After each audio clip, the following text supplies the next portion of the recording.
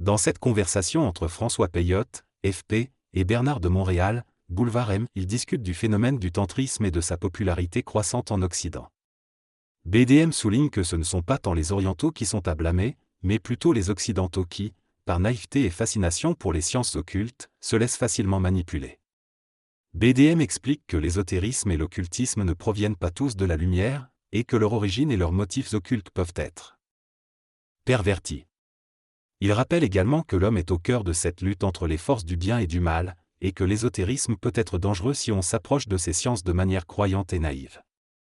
FP soulève le concept d'éveil de la conscience à travers le tantrisme, le yoga et la kundalini, et BDM souligne que l'éveil de la conscience peut avoir des significations différentes selon les personnes. Il met en garde contre la variété des perceptions de cet éveil, car c'est l'homme qui en paie le prix. Il cite l'exemple de la gnose comme une science qui cherche à déchiffrer des aspects transcendants dans les textes religieux, mais souligne que ce n'est pas la science en elle-même qui est la finalité, mais bien l'homme. Il conclut en disant que l'homme a le choix et la capacité de se tourner vers différentes sciences jusqu'à ce qu'il trouve celle qui lui convient le mieux. Dans cette conversation, l'orateur affirme que l'homme lui-même est une science et que s'il ne parvient pas à être une manifestation complète de lui-même, il se limite à une seule science.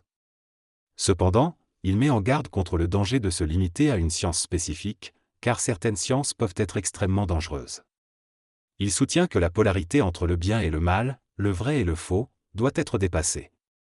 Les sciences doivent être universelles et faire partie de l'esprit de tous les hommes pour être véritablement bénéfiques.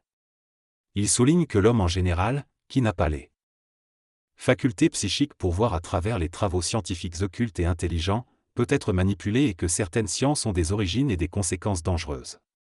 L'orateur affirme également que l'ésotérisme et l'occultisme sont dangereux tant que l'homme n'est pas suffisamment conscient de lui-même.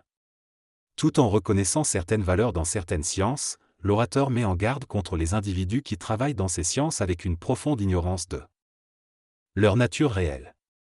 Finalement, l'orateur affirme qu'il n'a pas le droit de dénoncer spécifiquement certaines pratiques scientifiques, mais qu'il est important de prendre conscience des techniques utilisées et de leurs possibles dangers.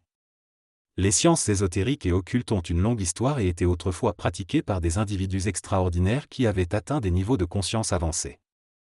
Cependant, au fil du temps, ces sciences ont été dégradées et sont devenues dangereuses. Par exemple, l'astrologie moderne n'est qu'une relique d'une science autrefois réelle dont la source a été perdue depuis longtemps. Si l'homme ne dépollue pas ces sciences en prenant conscience de leur réalité, il perdra le contact avec leurs valeurs réelles et vivra des états psychiques dépressifs. Les sciences ésotériques et occultes ne sont pas un jeu, mais elles sont devenues plus accessibles au grand public, ce qui peut amener des manipulations et des abus. L'auteur du livre dont il est question ici dénonce les dangers de ces sciences dans son ouvrage, mais il est destiné à un public sensible et non aux intellectuels. Enfin, la discussion mentionne un exemple d'une émission de télévision où l'animateur défendait et promouvait l'homosexualité, rejetant ceux qui s'y opposaient comme étant influencés par la religion. Dans cet extrait d'un échange radiophonique, un auditeur expose son inquiétude face à la démocratisation de l'ésotérisme au Québec. Il mentionne des cas de personnes ayant eu des problèmes psychologiques après avoir participé à des séances de méditation ou de mantra. L'animateur répond en soulignant que ce phénomène est universel et que l'ouverture aux sciences occultes crée une connexion avec des plans astraux qui peut influencer l'esprit. Il déplore le manque de soutien de la psychologie traditionnelle et appelle à une collaboration entre les professionnels de la santé mentale et les praticiens des sciences occultes pour trouver des solutions. Elle met également en garde contre une amplification de l'ésotérisme et des sciences occultes dans le monde. Cet extrait souligne l'importance pour l'homme de développer une compréhension avancée de sa réalité interne, que ce soit par la drogue, la musique, l'ésotérisme, l'occultisme ou la magie. L'auteur affirme qu'il est nécessaire d'établir un dialogue objectif et ouvert avec ceux qui possèdent une compréhension de ces domaines afin d'enrichir la science de la psychologie.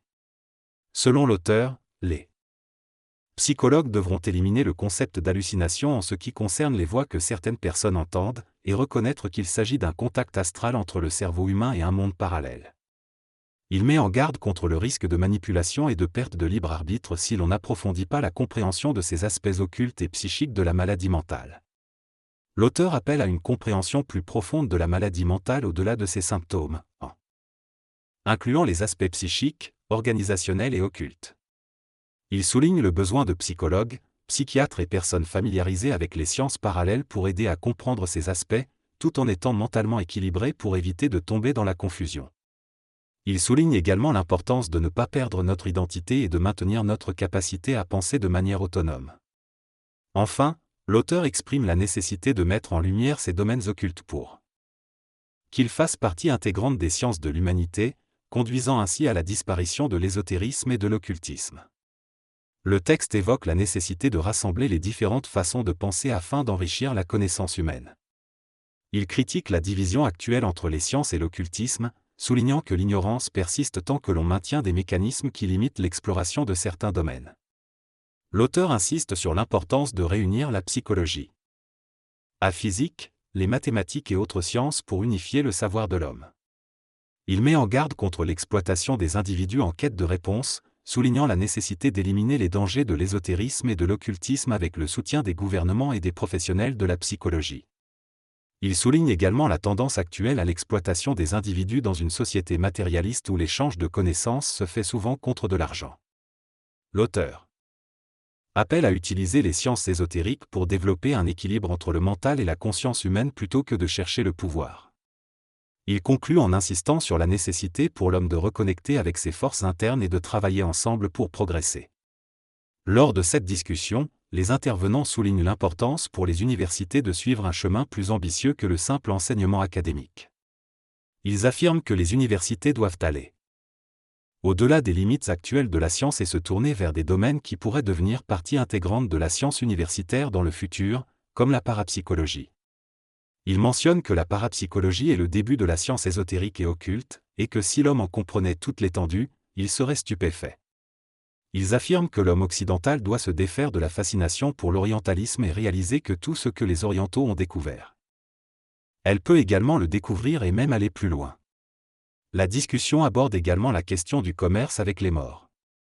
Les intervenants soulignent que cette pratique existe depuis longtemps, mais que ce qui est préoccupant aujourd'hui est lorsque l'homme entre en contact avec les morts sans en avoir conscience.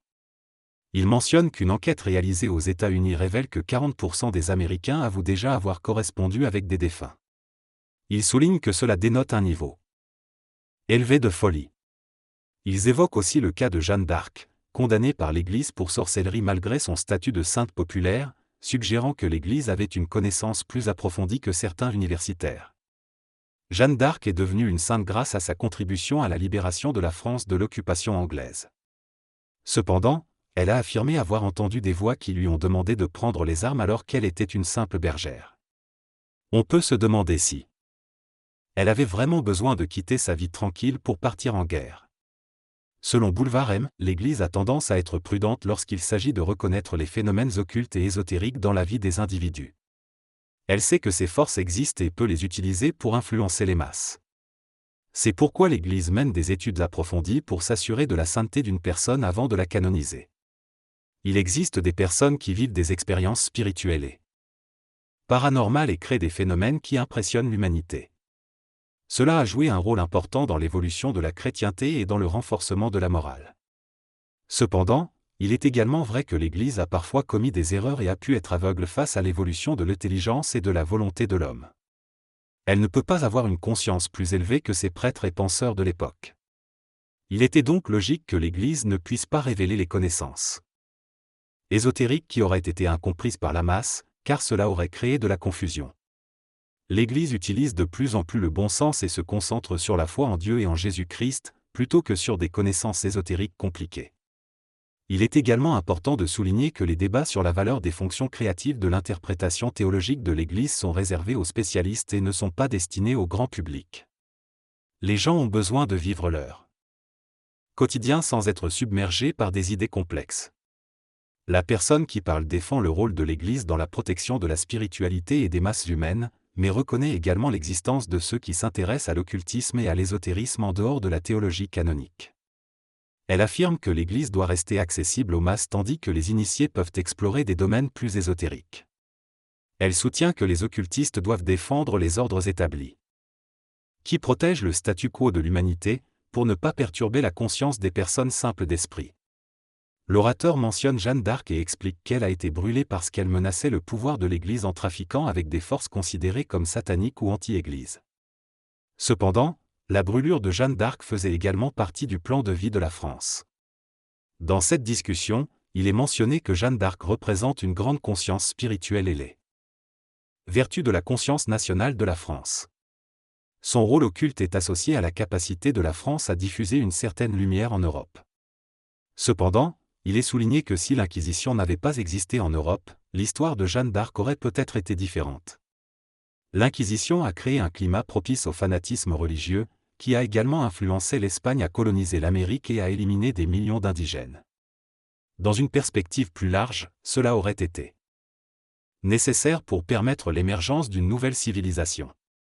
L'Espagne, en tant que pays, a joué un rôle dans ce processus. Cependant, pour remplir ce rôle, elle devait être fanatique et l'Inquisition l'a aidée dans cette voie. En conclusion, cette discussion remet en question la façon dont nous interprétons l'histoire et souligne l'importance de l'intelligence et de la logique dans notre compréhension de notre passé.